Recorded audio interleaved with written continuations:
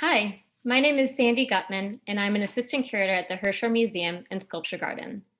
Thank you so much for joining me and Riva Lehrer in discussion tonight as part of the museum's weekly artist talk series, Talking to Our Time. Before we begin, I would like to take a moment to extend my deepest gratitude and acknowledgement to the Nacotchtank or Anacostan and Piscataway people, whose ancestral land is where we at the Hirshhorn Museum are joining you from this evening. For accessibility purposes, I'm going to do a visual description of myself, and we will continue to describe the slides as we move through the presentation. I am a light-skinned white woman with mid-length brown hair, blue eyes, wearing a black jumpsuit. Behind me is my apartment, which has white walls with art hanging on it. In addition to verbal description, we have provided CART captioning and American Sign Language interpretation. If you're using ASL interpretation, we recommend pinning the interpreter to your view. To do that, put your Zoom window into gallery view, select the ASL interpreter's video, and click the three dots in the upper right corner, where you'll see a dropdown to pin the video. If you're viewing through the YouTube or Facebook live streams, CART captioning is available. Additionally, the captioned recording of this program will be made available for viewing purposes after the program. In terms of the program structure, following this introduction, Riva Lehrer will do a brief reading from her memoir, Golem Girl. Then I will be in conversation with her for about 40 minutes. We will have time for Q&A at the close of the program, but feel free to send your questions in throughout. And now I have the distinct honor to introduce Riva. Riva Lehrer is a Chicago-based artist, author, and curator whose work focuses on the socially challenged body with over 3 decades of work, primarily in portraiture. Riva has explored a range of subjects, including self-portraiture, representation, desire, vulnerability, risk, and power. Over the years, Riva has portrayed a number of individuals across intersections of identity, offering nuanced depictions of members of her queer community, people with disabilities and impairments, friends, lovers, colleagues, and peers in the pursuit of ongoing explorations of embodiment, stigma, beauty, and power. Riva has some connections to the Smithsonian too. In 2016, her charcoal and mixed media collaborative portrait of the graphic novelist Alison Bechdel was included in the Outwin exhibition at the National Portrait Gallery, who later acquired the work for their collection. In addition to being in the Portrait Gallery's collection, Riva is represented in the National Museum of American History's collection through a pair of her custom orthotic boots with bright rainbow laces. Beyond the Smithsonian, Riva has exhibited work at the Chicago Cultural Center, the United Nations, the National Museum of Women and the Arts, among others, and her work is in numerous public and private collections.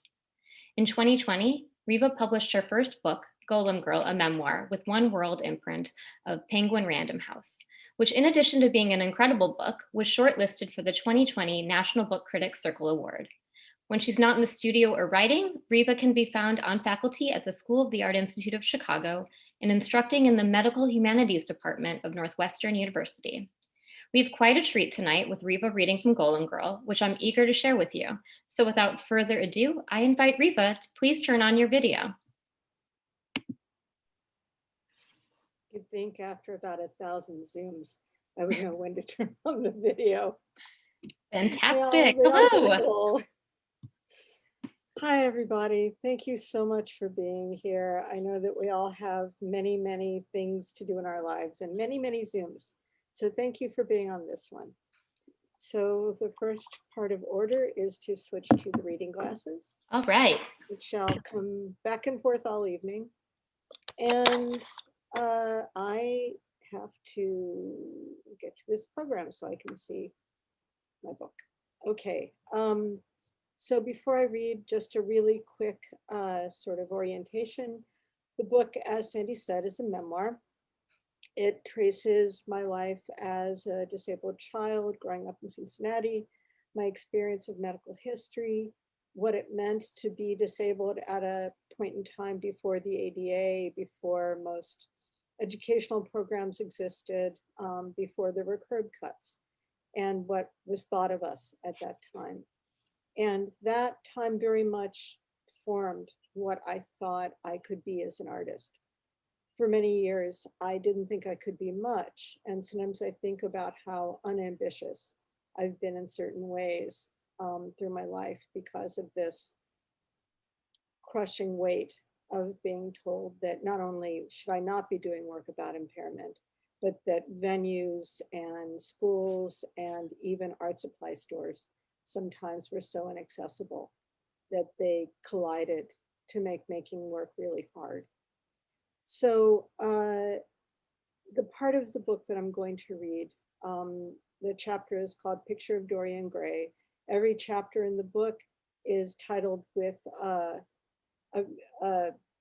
title from a horror movie or horror film. And this is about the unexpected event in my life that completely changed my work and set me on the path that I'm trying to move along today. So here, let's get to this program. And here we go. Prologue. Chicago, 1994. That spring, I'd attended an art history conference where I'd been entranced by a lecture on Bailey Dugan, a painter I hadn't known of. Parenthetically, you should all look her up. It's Bailey, Doogan. Very brilliant, very under-recognized. Sorry. Oh God, my computer is doing things. Okay. My apologies. A painter I hadn't known about. Mere days later, I happened on a catalog that offered a 2-week workshop at the Anderson Ranch Art Center that very summer, painting the psychological self-portrait with Bailey Dugan. I couldn't remotely afford it, but I was young, obsessed, and very soon I was headed to Colorado. Snowmass, Colorado, summer 1994. Anderson Ranch is a sprawling collection of studios, administration buildings, and cabins clinging to the side of a mountain just above Aspen. 7 a.m. in the mountains. Mist scumbled the hill behind my cabin. I sipped coffee and watched a vixen carry her kits through the beaded grass, then grabbed my box of Cheerios and headed for the dining hall. Cheapo cereal was going to have to sustain me for the next 2 weeks. I got directions to the converted garage that served as the painting studio. Our teacher, Bailey Dugan, call me Peggy, was all hollow cheeks, tea-browned eyes, and feline jaw. Her waist-length braid twitched like a puma's tail. As I walked in, Peggy was taping brown paper over the windows, and I thought, that's odd. Don't studios need lots of light? 10 students had signed up for this seminar, 8 white women, 7 blonde, 1 brunette, 1 black male nurse, also from Chicago, and me. Peggy explained the reason for the covered windows. We were all going to take off our clothes and paint ourselves in the nude. The blood drained from my head as if I'd been guillotined. How had I missed this? Did everybody know but me? The 8 white women looked delighted. All that Nordic track hadn't been for naught. Chicago guy seemed stoic. Nurses, I supposed, were professionally copacetic with nudity. I'd spent so much time and effort and money getting here, but no way was I stripping off. The psychological self-portrait, indeed. Hieronymus Bosch himself couldn't have designed a tidier hell. I waffled and panicked even as I claimed my own easel, cabaret, and standing mirror. Peggy went around the room helping people set up. When she reached me, I whispered in her ear that, for me, naked was the 7 seconds a day between stepping out of the shower and into my panties. Peggy nodded a brisk, right, let's find an answer to this, and helped me devise a cabana out of sheets, towels, rope, and clothespins. Just enough space to remove my clothing as long as I remembered not to lean across the terry cloth walls. I was all too aware that my naked feet, with their contracted pes cavus arches, were exposed beneath the edges of the towels. I had nowhere to run. The mirror was inches from my skin. But by day 3, I'd simply become a series of abstract problems to be solved, As questions of measurement, color, and texture took over, I became an object, an animal, a subject in need of observation and nothing more. I stand in a bare room. A torn window shade casts a circle of light. My hands claw the wall. A compass rose flares on my belly. The title is Corner, Terra Incognita. Terra Incognita is Latin for unknown lands. During the 15th and 16th century golden age of exploration, aka imperialism, Dutch map makers illustrated the uncharted areas on maps with monsters, with centaurs, with dog-headed cyanomolgi, with headless blemmies who wore their faces on their bellies, and with monopods who stomped about on a single elephantine leg. The seas were full of mermaids and coiled sea serpents. Monsters were the scions of xenophobia. People who weren't like us, weren't people at all. It takes me months to finish a painting. In September, I brought the panel, still in progress, to my advanced painting class at the School of the Art Institute. My professor complained, "Your tight brush marks are a form of dishonesty. Loosen up, use a gestural stroke, then you'll really reveal yourself." Showing myself scarred and scared wasn't candid enough for him. He was wrong. I had no more secrets. I was able to go forward because I'd done my worst. Thank you so much for kicking us off with that. That's one of my favorite passages in the book. It's truly not only a turning point in your story, but in the story of the, the whole memoir, right? What I love about this work in particular in this moment is how you use mythology and monsters thematically. Really, it happens again, you mentioned it throughout your book, you rely on the titles of horror movies as chapter titles, but I'm really curious if we could talk at first about the golem itself and why you chose the golem as your sort of, I don't know, totem or figure that you relate to in your storytelling, but also the idea of using monsters and myth in your work. Well, I've thought a lot about this, and my answer keeps kind of evolving. We don't need to keep this slide up here while we're talking in general if we want to. Let's flip the next portrait, which actually is Okay. So another. let me try and get this where I can look at you. Okay, I'm under the little green light now. I can look at you. I was just telling someone yesterday, I went to the galleries yesterday with a friend, and we were talking about books that we were reading. And I was thinking about a review I just read about Rachel Kushner's work, and who I've read a little bit of. And her work is supposed to be very iconoclastic and radical. And yet I was looking at it and thinking, she talks about being out there learning to fix motorcycles with her father, and this wild young life she had among the druggies and the street people. And I don't mean to use any negative language, but that's the feeling. And it kind of goes on. And I thought, absolutely none of what she's talking about was ever possible for me. And I was thinking about growing up in a land of stories where I'm supposed to relate to people on the arcs of their lives when the vast majority of what they describe was never an option for me. And so I think, well, what planet am I from? I grew up basically not knowing if I had a planet. Not exactly not knowing if I had people, because I did grow up with other kids that were disabled, but we were all at the time, unless we were in school together, we weren't having lives together, if that makes sense. Yeah. And so I think that looking for a language of symbolism that was so completely other, so like about being from somewhere that there's no hope you will ever fit in. You might be accepted, but you're never going to be one of them. I think subconsciously spoke to me for a long time and then began to very consciously speak to me. Mm. And so the story of the golem, I don't know how much you want me to get into it.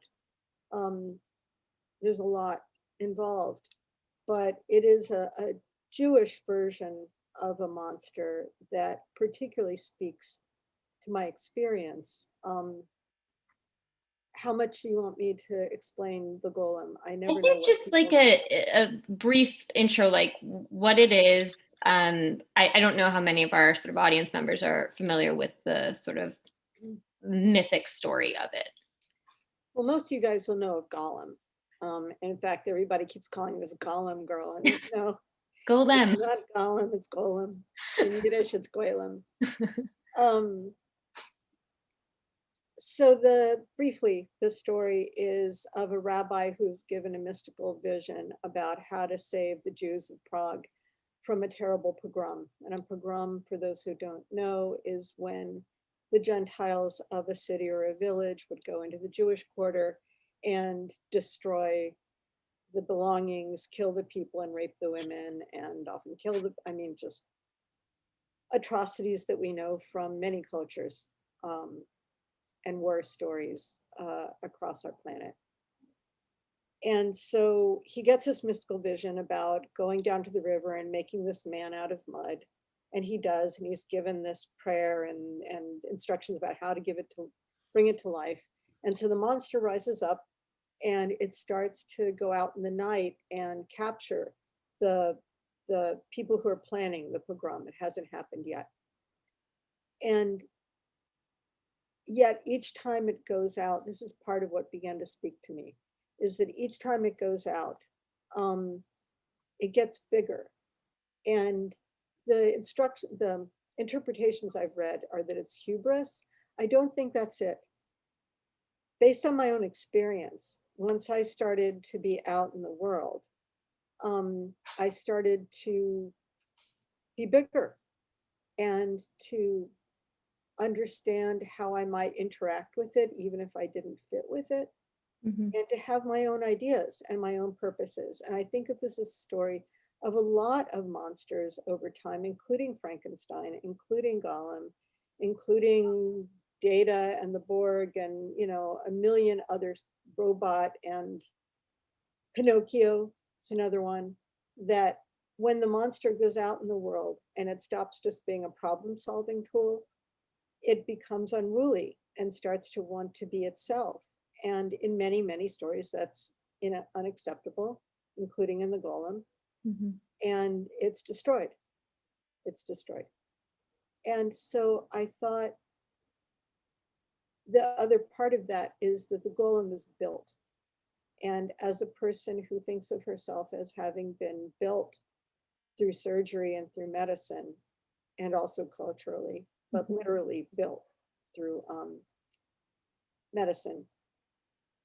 There's just been so many ways that image, and by the way, here he is doing a guest starring role here. This is the version of the Golem based on the 1916 silent film that is one depiction of the legend, but the legend goes all the way back to the 16th century.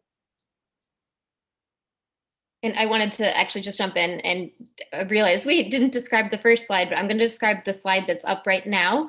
It is a self-portrait of Riva that was made after the Canyon Ranch introductory portrait of Corner Terra Incognita. And it is 2 panels. They're both squares. The top one is Riva with brown hair that's mostly short with the sort of longer rat tail coming down the left side of her face. And she's wearing, it's the dyke tail. It's the dyke tail. Thank you.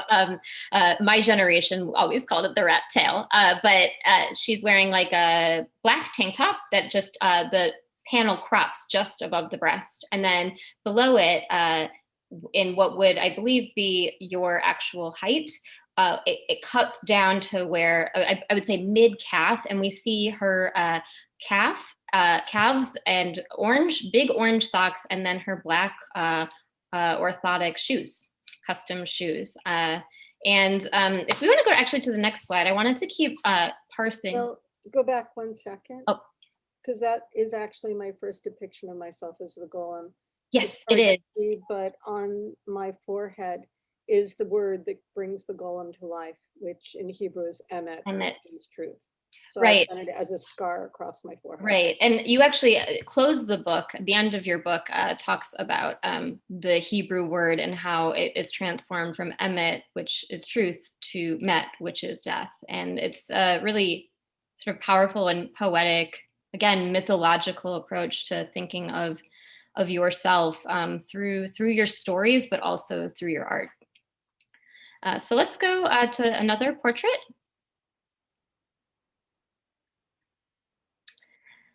Do you want to describe this, or? Yeah, I can quickly describe it. So it is a portrait of Riva with short brown hair, and she has her eyes closed, or she's looking down, and on her arm, or I would say her left arm, which she's pulling, we can actually see an image of a tattoo of her mother. And in the background is the lakefront in Chicago, and you can see in the corner just a little bit of the concrete pathway with a no diving sign on it.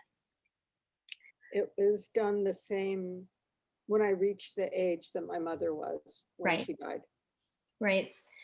So I've been thinking a lot about how your memoir is sort of like an ultimate self-portrait, but it's in a completely different format than the work that you have been known for most of your career, which is drawings and paintings and sometimes mixed media assemblages that are of yourself. So I want to know a little bit, what was different for you about depicting yourself and your story and your life in a memoir versus through visual art? A lot of things. I mean, the first one is that I have had years of training and practice as a visual artist and almost none as a writer.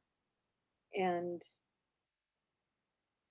the sense of slogging through something for almost 7 years with the intense sensation every single day that I did not know what I was doing. Absolutely had no idea. I mean, finally, when I worked with some editors, it would help a lot. But even after the editor would like say, there's that little moment of time, you're like, oh, you're holding my hand, thank you. And then they go off and have their life. And you're like, what was it that they said? They said something. So it was really terrifying to feel like I was doing this thing that I just really I didn't have technical chops. I didn't have a really deep knowledge of the genre. I'd certainly read a lot, but most of the memoir that I'd read up until doing my book had not been in an analytical frame of mind. Like, how are they doing this? How is the story being constructed? When I can do that for a painting, I can look at paintings and take them apart, mine and other people's. So that was one thing. I mean, that can be really exhilarating, but there are plenty of days that it was not exhilarating. But I would say that there's a lot of relationship between my visual work and my painting, in that for me, the body is a story, and the story has that same yesterday when I was driving with my friend. She paints the lake. She's a brilliant, brilliant painter, Louise LeBourgeois, who paints Lake Michigan. And for her, water is everything. And I was saying how if there isn't a human body in the frame, I just can't maintain interest. I can paint the lake if there's a body involved in the lake, and I love painting water. But there, because of my early years, it's like the candle needs to be lit by the presence of the human body. And it was the same with doing the story. It was about symbolism and poetry and imagery and the body. And they just sort of come out in different languages. Yeah. That's a really good way of sort of finding the parallels between very, very different formats. I think it might be good if we go to the portrait of Nomi Lamb, which I think is in 1 or 2 slides.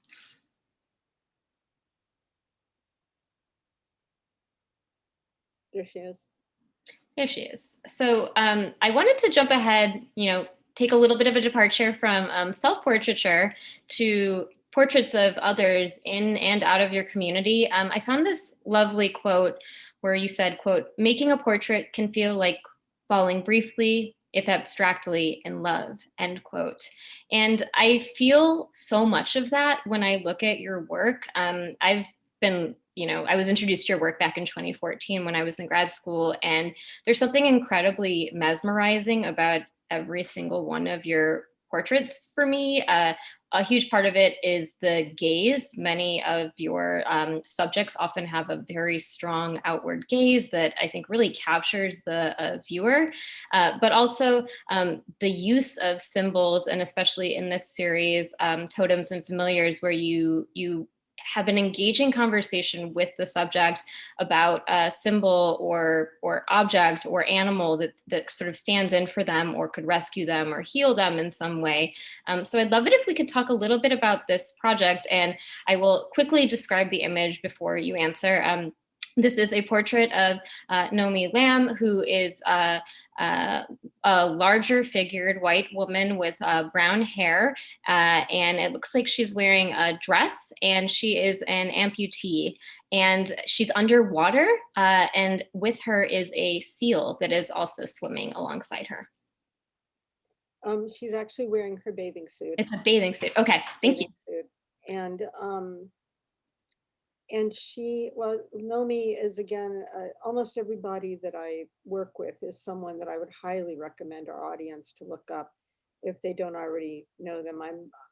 When I pick somebody, it's usually because of the work that they do and the way that their work intersects with their embodiment.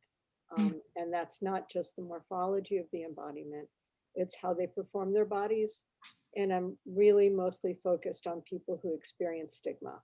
So whether you are queer in a way that gets you set upon in some way, or disabled, which is all, you're always set upon, or some other list of all the things that get us dislocated from ourselves. That is my starting point. And so in this series, and in most of my series, although this has changed a lot, I start with really long interviews where I talk to people about their work and make a lot of notes, and it takes a very long time, and we work through a series of possible images before we settle on what we're going to do. And the whole time, so from the very beginning of my work, I started doing disability related portraiture, not self-portraiture, in 1997, deliberately, consciously disability related, and then that opened up to other kinds of stigma.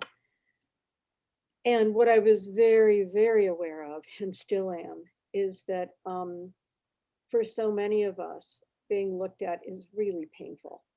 And we come up with strategies, and we come up with wardrobes, and we come up with snappy retorts and ways of ducking into random doorways, and I mean, whatever it is, storeways, that do. But being looked at is always something to manage. And so I was very aware of the fact that doing a portrait meant that I was going to be asking people for me to look at them for an extended period of time, and that was in direct collision with our life experiences. So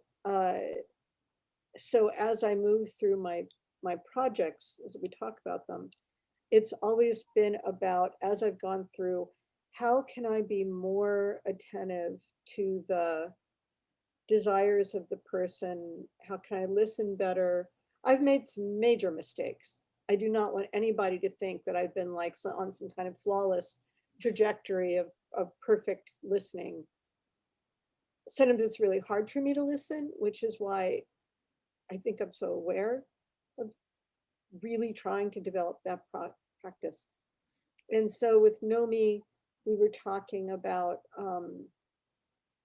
her relationship to water, but also song. And in this image, there's a whole cluster of bubbles coming up from the seal's mouth, and then it joins with bubbles coming up from Nomi's mouth. And for me, this was about them singing together.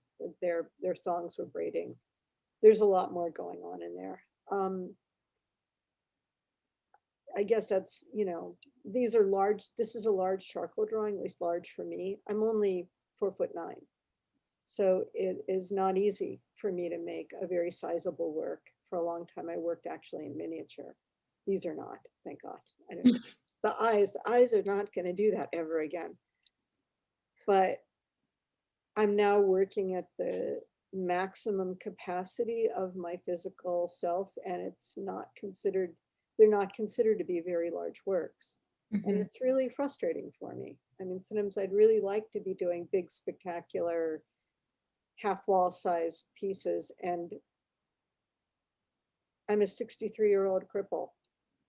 Yeah. Them's the breaks.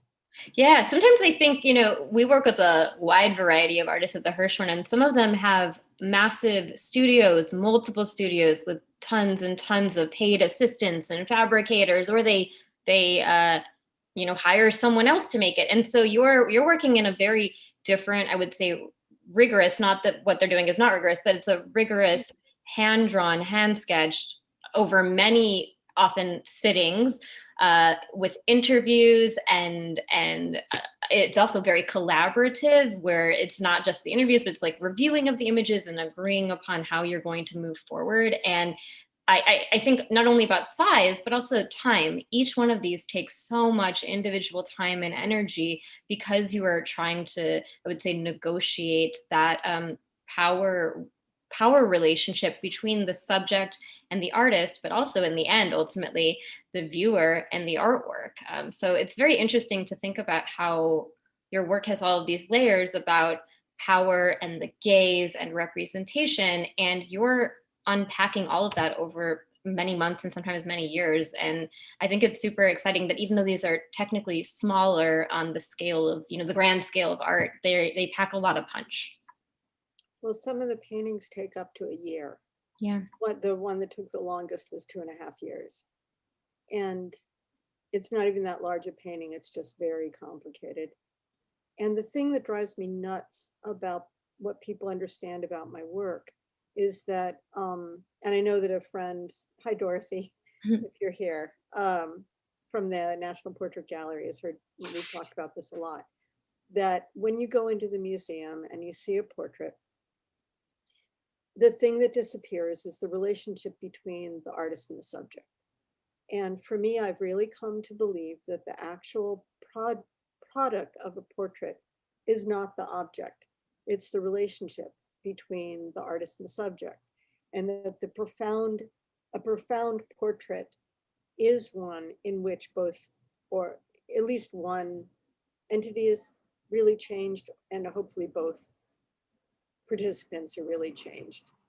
And I know that I've absolutely been changed by almost every single portrait. My understanding of embodiment, of the world, of identity, of vulnerability, of production, like my mind just goes woof, woof, woof the whole time. And so I've been doing some work over the last few years to try and bring that into the museum, into the gallery, because if you just encounter my work in an exhibition space, my language is so traditional that I get pigeonholed all the time as not a conceptual artist, as not someone who's working with theory, who's not working with social justice, or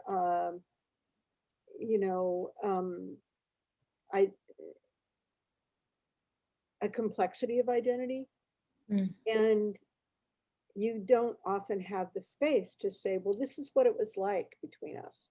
Yeah. This is what we went through. And here's a recording of some of our conversation. And this is what happened afterwards. And this is how my subject used the image. And this is how I've used the image. And these are the conversations that have taken place once the image went out in the world. And, these are the pieces that have been written about the image, and not in terms of PR, but in terms of the other conversations they fostered. And I can certainly be a better artist. I'm working to be a better artist. But I feel like half of my work is just completely drops off the table when it ends up in exhibition. So Have rant you over. have you tried to negotiate that at all? I mean, I feel like in one of our early conversations, you talked about the portrait of Carrie Sandel and how you had envisioned of installing it in a gallery with some of that accompanying information, really context, and it was a sort of a different direction for you. I mean, it's a standalone portrait is one thing, but also how you wanted it to be installed was another. And perhaps we can pull that one up. There it is. Yeah, I hope we have a chance to see a few, even if we don't talk about them, a little bit more of an overview of my work. This Yeah. is a little not quite representative of what I do entirely. This is a painting I'm happy with. This Carrie is an old friend. She's an academic. I won't say where she works because there's, I kind of try and limit who knows what about her. But you know, everyone can be looked up, and she's aware that I show these in public. And that's another level. The other part of my ethics is it's all about informed consent. Yes. And there are times, there are portraits where I've been unable to do images because of the lack of option in informed consent. But when I exhibited Carrie, what we did was her partner, Christophe, taped our conversation for the entire 8 months that we worked together. And then he edited them into a sound installation where you could hear us talking. And then across the wall was an entire wall of text where Carrie and I were writing to each other, how we felt, things that came up for us on handmade paper. So it's this whole wall of sort of color. And then the 2 original sketches for her piece. And then finally in the corner, I took what I called Carrie's corner, which was the little comfy chair I had set up with cushions and pillows and a heating pad and the footstool that she used. And then there was a little table next to her that always had hot tea and a little plate of cookies. And I took that whole thing into the gallery. And I really wanted to get people to understand the embodiment that is portraiture, that you're taking care of your subject, that your subject is looking back at you.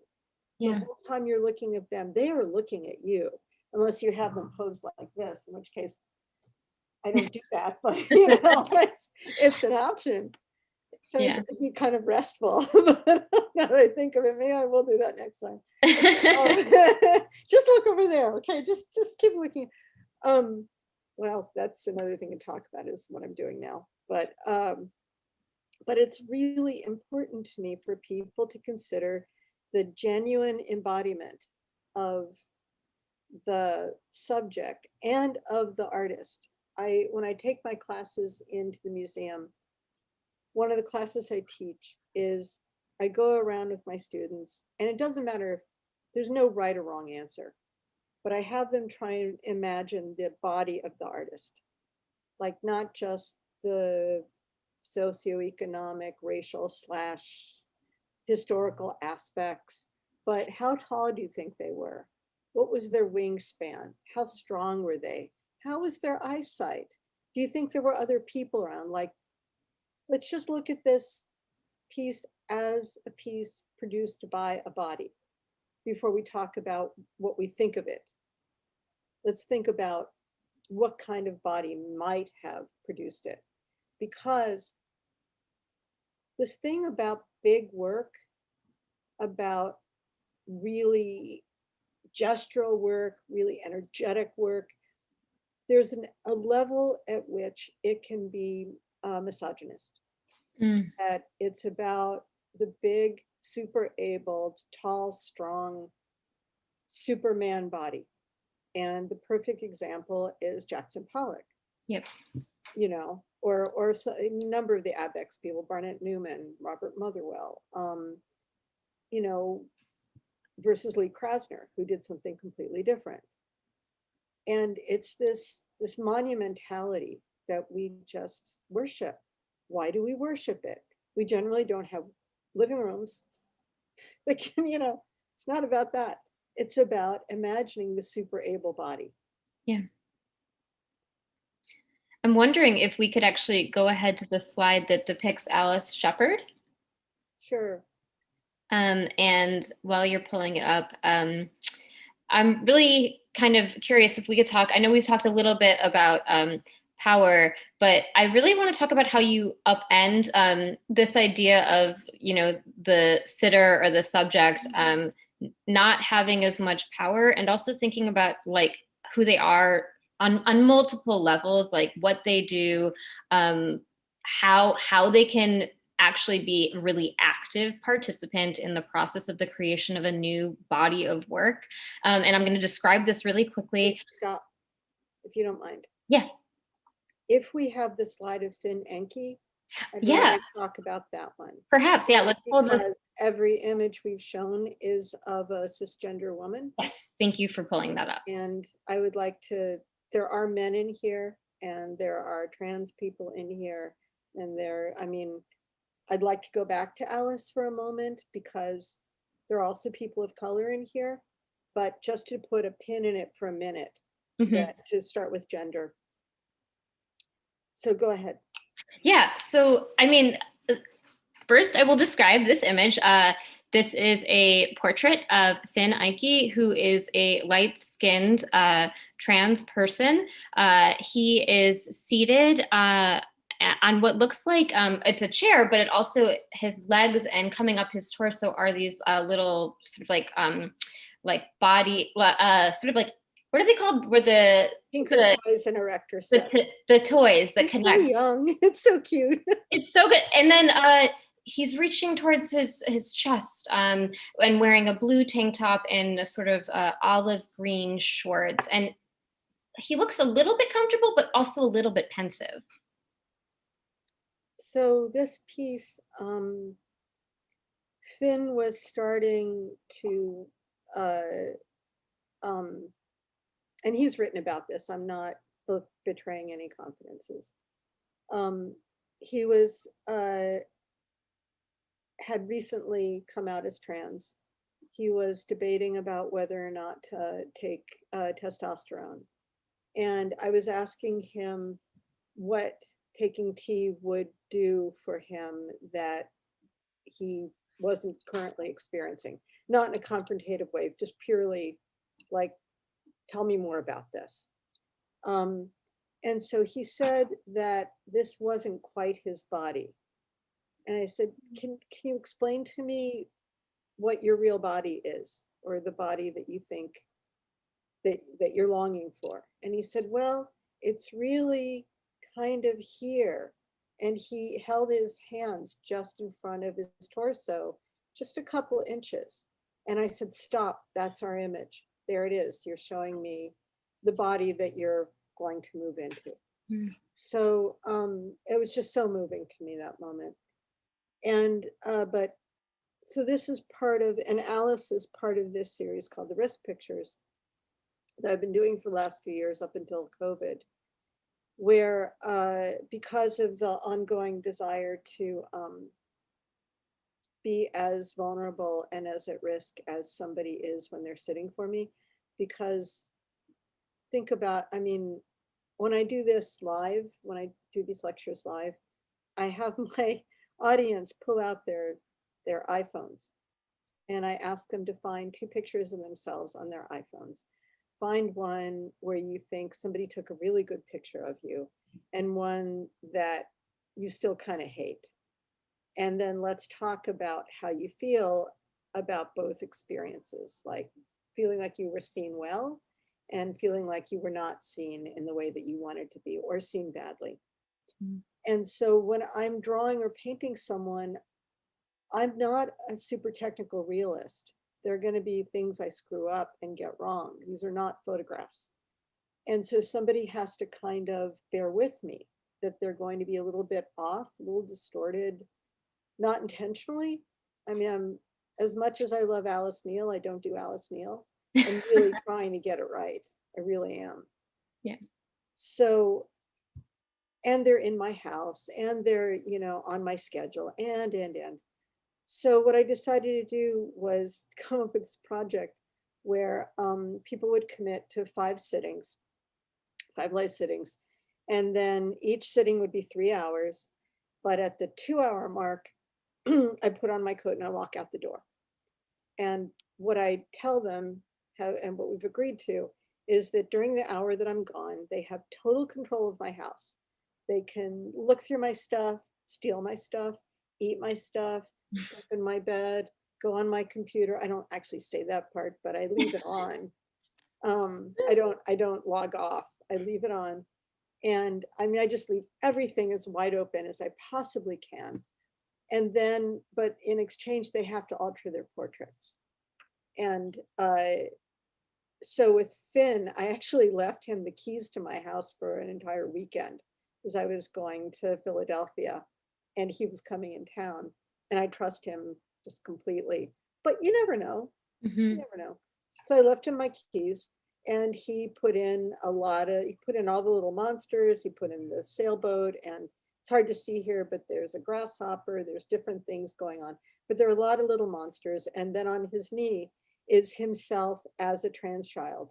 And I'll just mention, he's working on just a remarkable graphic novel about growing up trans called Fin and Wing. Look for it in your bookstores someday soon. Can't wait. But that's the kind of work I'm trying to do on ethics. And, on the topic of queerness and queer community and queer representation, I know that we had discussed the possibility of talking about desire, queer desire. And I'm thinking a lot when I look at your work, I think regardless of who you're portraying, there is a sort of desire that comes across. I think that also ties in this idea about when you're making a portrait, you feels like you're briefly abstractly falling in love. But also we as viewers, when we come to museums or we seek out art, there is an element of desire to that, the pleasure of looking, the pleasure sometimes of staring, the sort of stigma tied to staring. So there's a lot that is happening, but I would love it if we could talk about how desire and queerness link up in your work. Well, I'd like to ask first where you see it. Where I see it specifically? In my work, yeah. There's been places that it struck you that, there it is. I mean, interestingly, your portrait of Liz Carr really jumps out to me because she glows. Literally, you've made her glow. No, she's here. Yeah.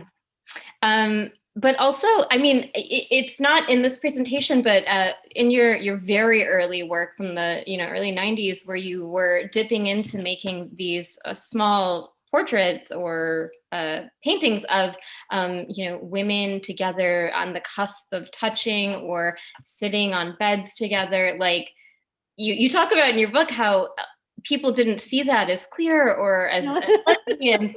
But when I look at it, I'm just like, that is so sexy and sensual and desirous. And you carry little bits of that through everything you make. I think there's a real, beauty and lusciousness in a lot of your work based on how you treat bodies and texture and color. And again, like I saw your work, I think for the first time in 2014, and then I instantly recognized it every time I saw it. Like, it's very clear this is one artist's vision and hand, which I think is really important in terms of like an artistic identity.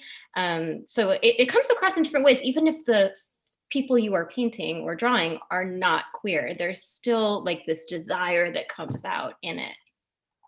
Yeah, for the most part, they're not. For me, so I write in the book, and by the way, the chapter I read was highly edited. There's a lot more in there. It's a long ass book. I'm sorry. It is. Like, I got it here and it's like, oh yeah, sorry. I have all of these. Show them the book. Here it is, folks. This is it. I think there was going to be a link to buy it. I'm not sure if that happened or not, but it is absolutely full of art. This is that's a point to make about it, is that it's a catalog raisonné. And also, like, speaking of it as this is an object of desire, like the paper is so nice. I pull off my jackets and the hardcover. There's a secret cover.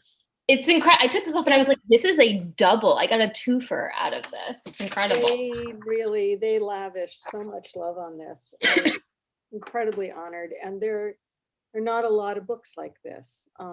Most artists, when they write about their lives, are doing more along the lines of a monograph. Yeah. Sally Mann was an exception that I was really paying attention to while I was writing this. But I write in the book about having what I call no sense of bodily affiliation. So going back to one of the earliest things I said this evening, that feeling like I still haven't found my planet. I mean, disability culture, certainly, my disability community, certainly, but I don't live there. It's not where, and my street is not on Disability Culture Avenue. So it's this support place, but there are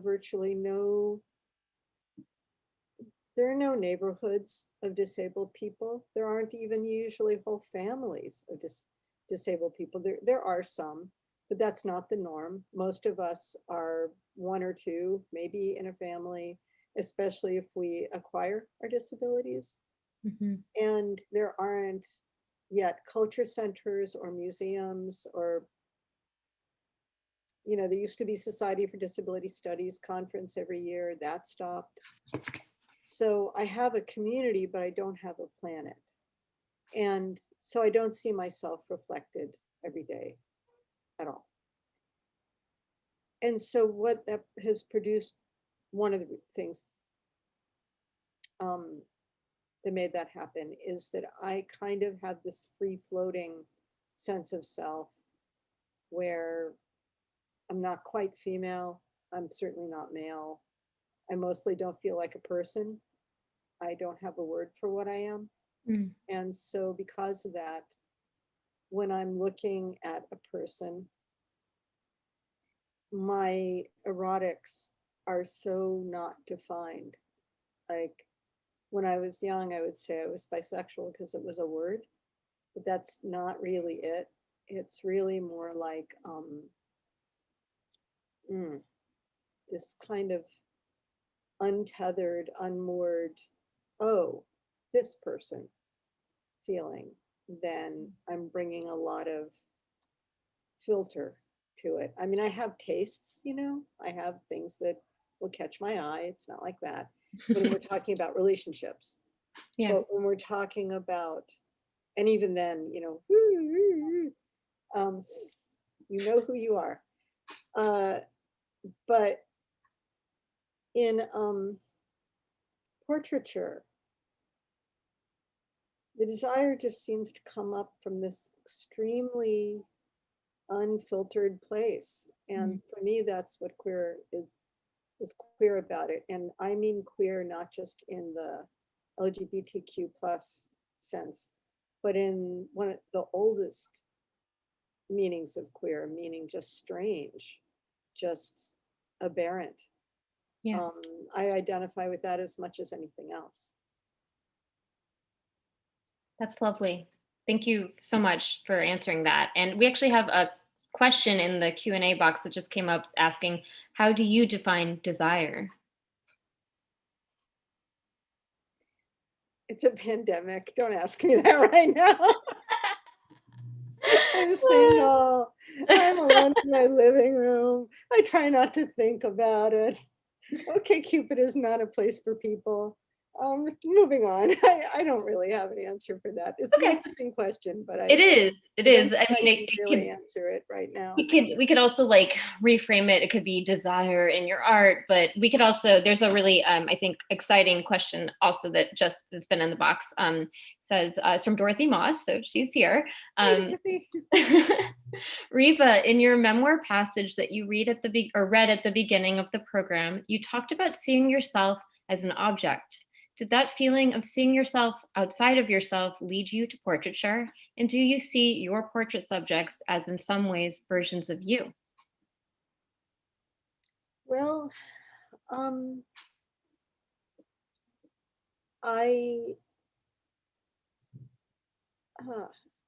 so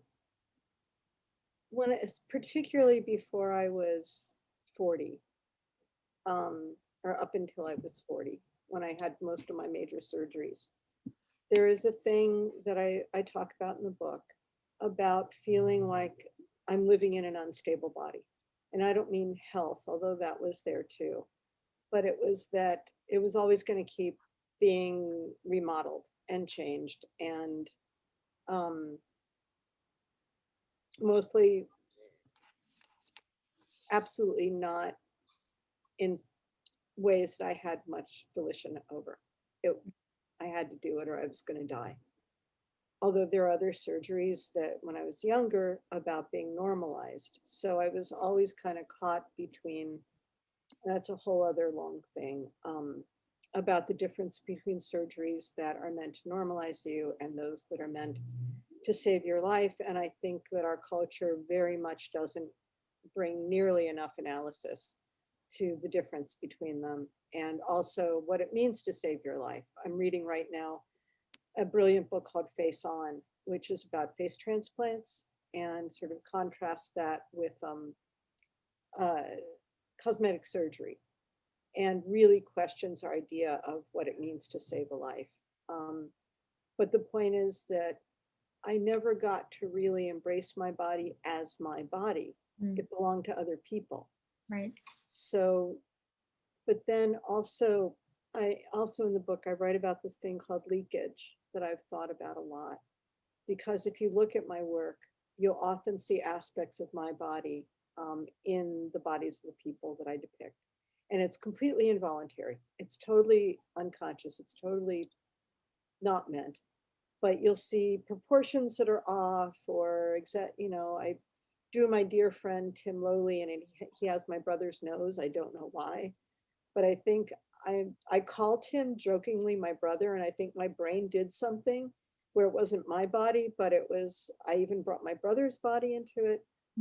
And I think that there's a way that when you are, what is the word, cathecting with another body, when you are so deeply identified, attached, in a state of transference with another body, that your boundaries become blurred and you start to use yourself as a template because yourself is what you know the most intimately.